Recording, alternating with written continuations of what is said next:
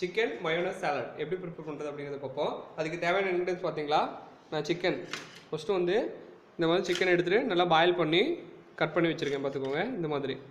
ஓகேங்களா. Next capsicum, குடமிளகாய், onion, இது வெங்காயம், அடுத்து பார்த்திங்களா இது mayonnaise sauce, salt, black pepper, அடுத்து டொமேட்டோ தக்காளி, அடுத்து ஆப்பிள். ஓகேங்களா. ஆப்பிள் அதுவும் நான் ஸ்கியூப் பண்ணி கட் பண்ணி வச்சுருக்கேன். ஓகேங்களா. இப்போ நம்ம சாலட் எப்படி ரெடி பண்ணணும்னு பார்ப்போம். நெக்ஸ்ட்டு நம்ம பாயில் பண்ணி வச்சுருக்கேன் அது chicken.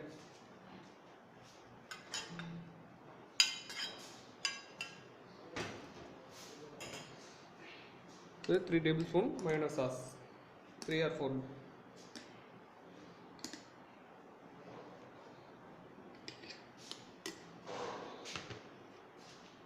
Next onion,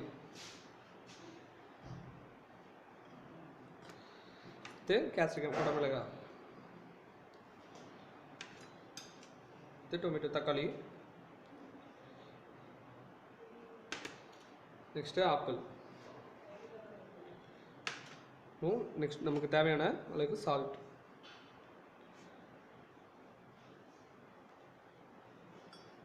black pepper.